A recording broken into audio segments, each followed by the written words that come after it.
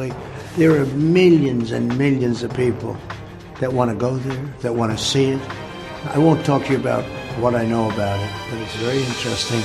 और अब पहली बार अमेरिका के रक्षा मंत्रालय ने सोमवार को आधिकारिक तौर पर यूएफओ के 3 वीडियोस रिलीज किए हैं। उन्होंने कहा कि एलियन का अस्तित्व तो है और अमेरिका और इजराइल वर्षों से एलियंस के संपर्क में हैं, जिसकी जानकारी अमेरिका के राष्ट्रपति डोनाल्ड ट्रंप को भी है।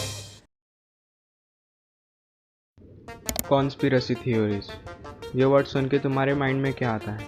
एक मिस्टीरियस घटना या फिर एक मिस्टीरियस इंसान जिस पर कि कई कॉन्स्पिरेसी थ्योरीज बनाई गई है। और ऐसी ही बहुत सी कॉन्स्पिरेसी थ्योरीज ओशंस और एलियंस पर भी बनाई गई है। और उन्हीं में से एक थ्योरी समुद्र पर भी है। समुद्र, आज समुद्र ही ऐसी एक चीज़ है जिसे आज तक हम कभी एक्सप्लोर ही नहीं कर पाए। आज लगभग 95% तक हमारा समुद्र अनएक्सप्लोर्ड ही है। लेकिन आज भी कुछ ऐसी कॉन्स्पिरेसी थ्योरीज एग्जिस्ट करती है जिससे कि हमें इस अनएक्सप्लोर्ड समुद्र के बारे में कुछ ऐसी डार्क सीक्रेट्स पता चलते हैं जो कि हमसे हमेशा छुपाए गए थे। Let's start. डिस्क्लेमर, इस वीडियो में बताई जाने वाली कोई भी बात सिर्फ एक थ्योरी है। ये चैनल ये प्रूव नहीं करता कि इनमें से कोई भी बात 100% ट्रू है या फॉल्स है। हम तो बस आपको इस दुनिया को एक अलग नजरिए से दिखाना चाहते हैं।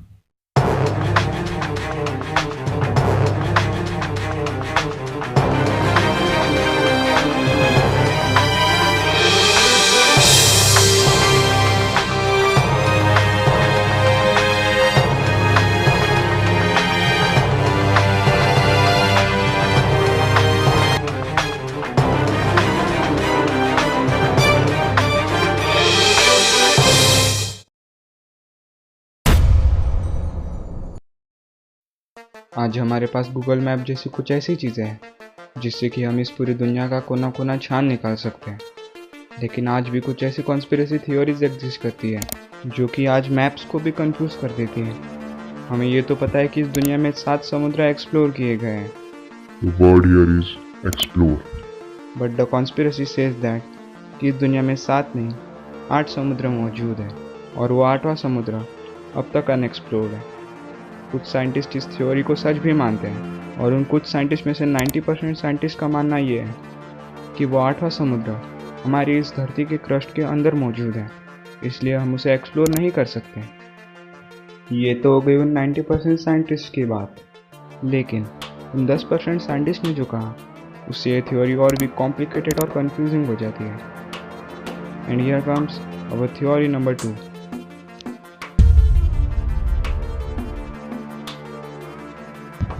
तो जैसे कि पिछली थ्योरी में मैंने तुम्हें बताया कि 10% लोगों के बयान से ये थ्योरी और भी कॉम्प्लिकेटेड हो जाती है। तो उन 10 लोगों का मानना ये है कि वो 8वां समुद्र हमारी ये धरती ही है, यानी कि जिस धरती पे बैठकर तुम मेरी ये वीडियो देख रहे हो वो सिर्फ एक इल्यूजन है। असल में तो ये सब एक इल्यूजन है। उन 10% साइंटिस्ट का मानना है कि ये सब इल्यूजन एलियंस करवा रहे हैं और उनका ये तक मानना है कि एलियंस हमारे साथ ही रहते हैं। अब इस थ्योरी को सुनकर तुम्हें ये लग रहा होगा, भाई ये कैसी थ्योरी बता रहा है? इस थ्योरी के सच होने के चांसेस लगभग 1 से 2% तक ही है।